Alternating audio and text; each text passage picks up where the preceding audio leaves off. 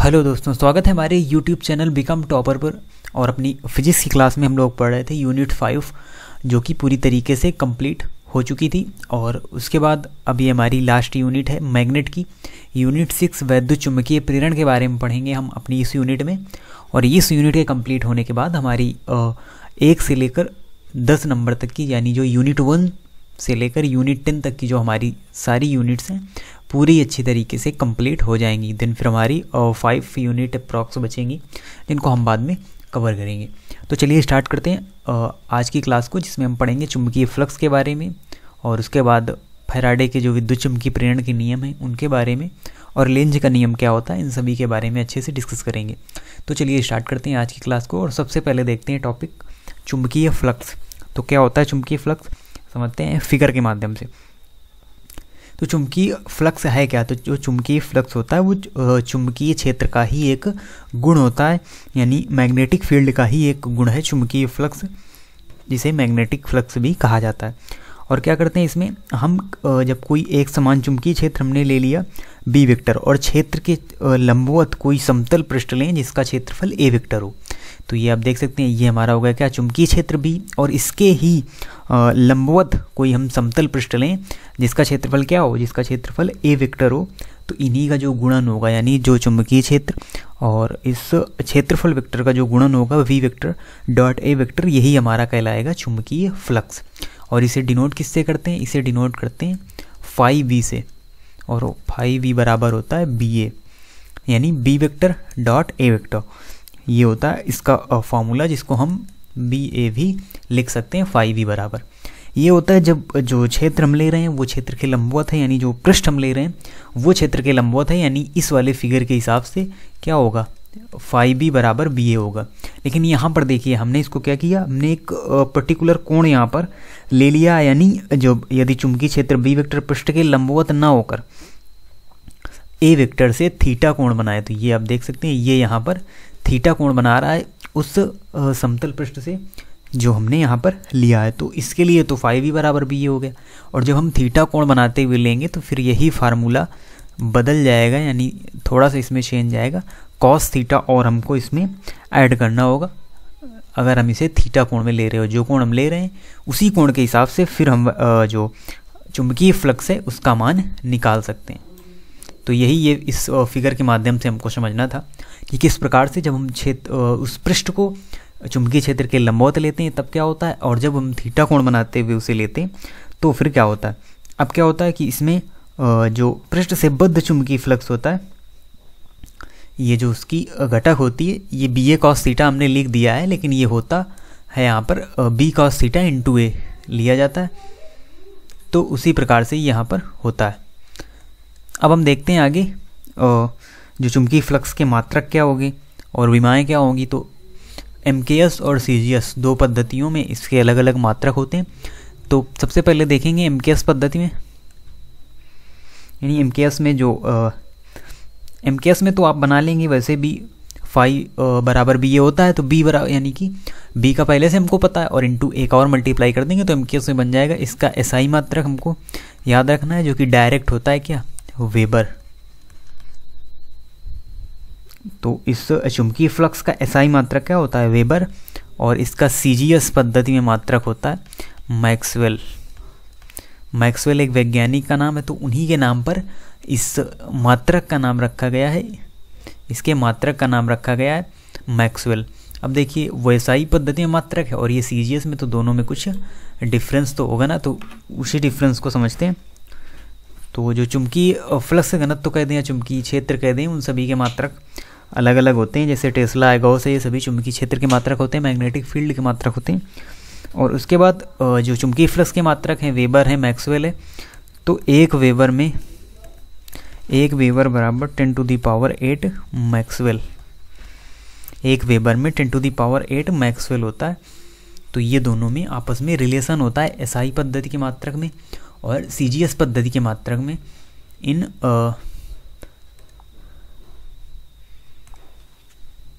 अब आगे देखते हैं हम इसकी विमा के बारे में, यानी जो चुंबकीय फ्लक्स की विमा है वो क्या होती है। तो चुंबकीय फ्लक्स की विमा आपको डायरेक्ट याद रखनी है, ml2 t-2 a-1 ये इसकी विमा होती है चुंबकीय फ्लक्स की। तो दोनों मात्रक हो गए, विमाएँ हो गई, और चुंबकीय फ्लक्स को व्यक्त किया जाता है तो वो होती हैं चुंबकीय बल रेखाएं जिनके द्वारा चुंबकीय फ्लक्स को व्यक्त किया जाता है।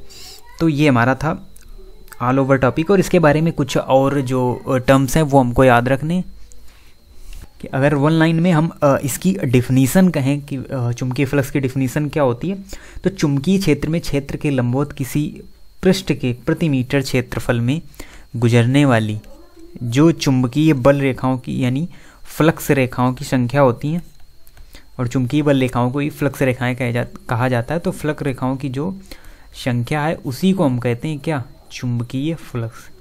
और आपने वैद्युत फ्लक्स पढ़ा होगा, गॉस वाले चैप्टर में हमने आपको पढ़ाया, जब इलेक्ट्रोस्टैटिक वाली यूनिट हम लोग पढ़ रहे थे, तो वहाँ पर जो फंक्शन था उन वैद्युत बल रेखाओं का और वैद्युत फ्लक्स जिस प्रकार से निकला था उसी प्रकार यहाँ पर होती हैं चुंबकीय बल रेखाएं, और जिनको हम फ्लक्स रेखाएं कहते हैं। और उन्हीं की निकलने वाली जो संख्या होती है वो बराबर होती है किसके, चुंबकीय फ्लक्स के बराबर होती है। तो वन लाइन में ये भी इसकी एक डिफिनीसन होती है कि चुंबकीय क्षेत्र में क्षेत्र के लंबवत किसी पृष्ठ के प्रति मीटर स्क्वायर क्षेत्रफल से गुजरने वाली जो फ्लक्स रेखाओं की जो संख्या होती है उसे ही हम कहते हैं उस पृष्ठ से बद्ध चुंबकीय फ्लक्स, इसी के ये बराबर होती है, हम ये कह सकते हैं। और यदि कोई पृष्ठ चुंबकीय क्षेत्र के समांतर है, यानी अगर थीटा हो जाएगा क्या 90 डिग्री, तो फिर जो फ्लक्स होगा वो क्या हो जाएगा, जीरो हो जाएगा, क्योंकि cos 90 का मान जीरो होता है। तो इसीलिए अगर कोई पृष्ठ चुंबकीय क्षेत्र के समांतर है तो उससे कोई फ्लक्स रेखा नहीं गुजरती है, या हम ये कह सकते हैं कि उस पृष्ठ से बद्ध चुंबकीय फ्लक्स हमेशा कैसा होता है, शून्य होता है। अब आगे देखते हैं दूसरा जो टॉपिक है, तो ये छोटी छोटी परिभाषाएं हैं, डिफिनीशंस हैं। प्रेरित विद्युत वाहक बल की प्रेरित धारा क्या होती है, विद्युत चुंबकीय प्रेरण क्या होती है, क्योंकि हम जब हम इन टर्म्स को अच्छी तरीके से जान जाएंगे तो बाद में जो इससे जुड़े हुए जो डिफिनीशन है या जो डेरिवेशन है उनको हमको समझने में आसानी रहेगी। तो क्या हुआ कि सन 1831 में क्या किया था, फैराडे एक वैज्ञानिक थे जिन्होंने खोज की थी। तो उन्होंने ये खोज की कि वैद्युत परिपथ से गुजरने वाली चुंबकीय बल रेखाओं की संख्या अथवा चुंबकीय फ्लक्स में परिवर्तन होता है तो उसमें क्या होता है, एक विद्युत वाहक बल उत्पन्न होता है। क्या खोजा फैराडे ने कि कोई वैद्युत परिपथ है उससे गुजरने वाली चुंबकीय जो बल रेखाएं हैं जिन्हें हम चुंबकीय फ्लक्स रेखाएं भी कह रहे थे, तो वो जो चुंबकीय बल रेखाएं हैं उनकी संख्या या जो फ्लक्स में परिवर्तन होता है, यानी जो फ्लक्स में परिवर्तन हो रहा है, तो जब परिवर्तन होता है तो क्या होता है, एक विद्युत वाहक बल उत्पन्न हो जाता है। उस परिपथ में एक विद्युत वाहक बल उत्पन्न होता है जब ये चुंबकीय बल रेखाओं की संख्या चुंबकीय फ्लक्स में जब परिवर्तन होता है तो उस परिपथ में एक विद्युत वाहक बल उत्पन्न हो जाता है। और यदि क्या है, यदि परिपथ बंद है यानी क्लोज्ड जो सर्किट है, यदि परिपथ बंद है तो परिपथ में क्या होगी, एक धारा भी बहेगी। जब ऐसे परिपथ हो गया पूरा बंद तो इसमें धारा होगी, तो ये धारा इसी में बहेगी, तो इसमें एक धारा भी बहती है। तो ये जो बहने वाली धारा होती है इसे ही कहा जाता है क्या, प्रेरित धारा। और जो एक फ्लक्स परिवर्तन से और चुंबकीय बल रेखाओं के परिवर्तन से जो एक विद्युत वाहक बल उत्पन्न होता है उसे ही कहा जाता है प्रेरित विद्युत वाहक बल। तो ये दो डिफिनीशंस हो गई हमारी। अब देखना है विद्युत चुंबकीय प्रेरण किसे कहते हैं। तो प्रेरित विद्युत वाहक बल और प्रेरित धारा तभी तक विद्यमान रहते हैं जब तक चुंबकीय फ्लक्स में परिवर्तन होता रहता है, यानी जब तक डेल्टा भी बदलता रहेगा तब तक उसमें क्या प्रेरित विद्युत वाहक बल मौजूद रहेगा। तो इस घटना को यानी प्रेरित विद्युत वाहक बल और प्रेरित धारा के जब मौजूद रहने की जो घटना होती है, यानी ये तभी तक विद्यमान रहेंगे जब तक चुंबकीय फ्लक्स में परिवर्तन होता रहेगा। तो इसी घटना को नाम दिया जाता है क्या, विद्युत चुंबकीय प्रेरण। इसे ही कहा जाता है क्या, विद्युत चुंबकीय प्रेरण। तो ये तीनों हमारी डिफिनीशंस हो गई। उसके बाद हम देखते हैं फैराडे के विद्युत चुंबकीय प्रेरण के नियम। तो फैराडे ने दो नियम प्रतिपादित किए थे, यानी फैराडे के द्वारा विद्युत चुंबकीय प्रेरण से रिलेटेड दो नियम दिए गए थे, जिसमें फर्स्ट नियम के बारे में हम पढ़ेंगे और इनका जो सेकंड नियम है वही है लेंज का नियम। तो उसको हम लेंज के नियम में अलग से पढ़ लेंगे। तो पहला नियम हम यहाँ पर डिस्कस कर रहे हैं और फिर हम लेंज का नियम पढ़ेंगे, तो वही होगा क्या, फैराडे का विद्युत चुम्बकीय प्रेरण का दूसरा नियम। तो फर्स्ट ला क्या है, यानी पहला नियम क्या है इनका, फैराडे का। तो क्या कह रहे हैं कि जब किसी परिपथ से बद्ध चुंबकीय फ्लक्स में परिवर्तन हो रहा हो, परिवर्तन दर्शाता है डेल्टा फाई वी, यानी कि चुंबकीय फ्लक्स में परिवर्तन हो रहा है, तो परिपथ में एक प्रेरित विद्युत वाहक बल उत्पन्न हो जाता है। तो ये हमने पीछे पढ़ा भी कि जब चुंबकीय जो बल रेखाएं हैं, चुंबकीय बल रेखाओं में परिवर्तन हो या चुंबकीय फ्लक्स में परिवर्तन हो, तो परिपथ में एक विद्युत वाहक बल उत्पन्न हो जाता है। तो वही बात कही गई है। तो वहाँ पर एक विद्युत वाहक बल उत्पन्न हो जाता है, धारा भी उत्पन्न होती है। तो वही जो विद्युत वाहक बल उत्पन्न हो जाता है, उसी का परिमाण चुंबकीय फ्लक्स के परिवर्तन की ऋणात्मक दर के बराबर होता है। यानी वो जो विद्युत वाहक बल है, इसे हम ई से डिनोट कर रहे हैं, ये विद्युत वाहक बल हो गए। ई बराबर ये होगा उस चुंबकीय फ्लक्स की ऋणात्मक दर। दर का मतलब यहाँ पर समय आ गया, तो डेल्टा टी, तो minus delta phi B upon delta T. ये आ गया पूरा फॉर्मूला फैराडे के विद्युत चुंबकीय प्रेरण के फर्स्ट नियम का। अब इसमें क्या है, ऋणात्मक चिन्ह क्यों आया है? ऋणात्मक चिन्ह इसलिए आया है कि जो प्रेरित विद्युत वाहक बल है सदैव फ्लक्स परिवर्तन का विरोध करता है। यानी जो विद्युत वाहक बल है ये नहीं चाहता कि चुंबकीय फ्लक्स में परिवर्तन हो, इसीलिए उसका विरोध करता है। तो यहाँ पर इसीलिए माइनस से इसे डिनोट किया जाता है।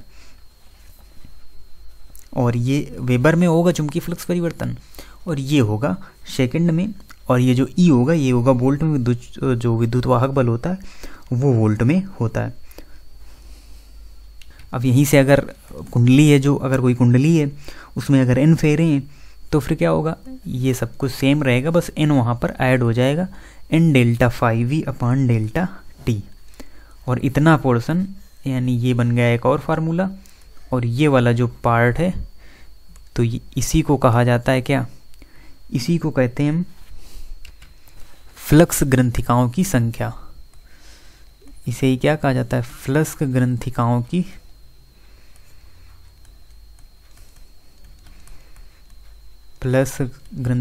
संख्या। कितने को थोड़ा सा अलग समझ लेते हैं, यानी एन फाई वी, इसे ही कहा जाता है क्या, फ्लक्स ग्रंथिकाओं की संख्या। फ्लक्स ग्रंथिकाओं की संख्या कहा जाता है। और इसका मात्रक होता है क्या, इसका मात्रक होता है वेबर टर्न। वेबर टर्न इसका मात्रक होता है इन फ्लक्स ग्रंथिकाओं का। अब क्या है, चुंबकीय फ्लक्स में परिवर्तन किस किस प्रकार से किया जा सकता है?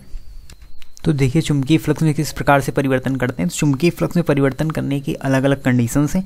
यानी क्या करेंगे, हम चुंबकीय क्षेत्र परिवर्तित करके भी चुंबकीय फ्लक्स को बदल सकते हैं।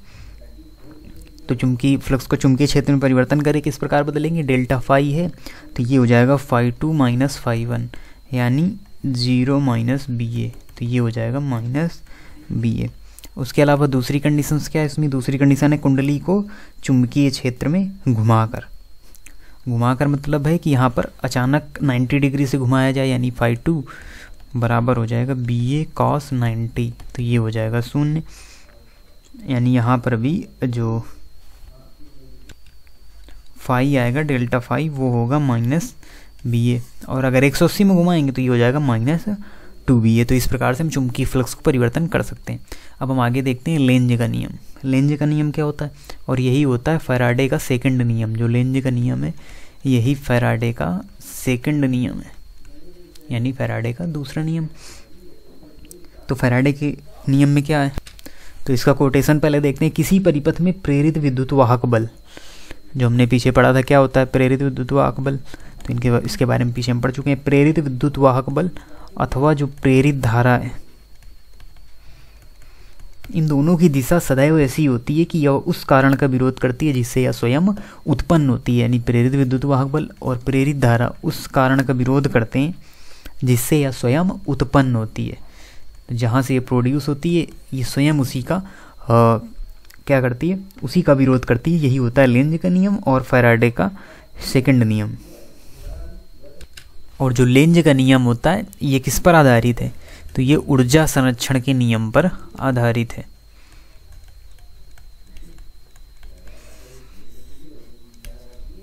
ऊर्जा संरक्षण के नियम पर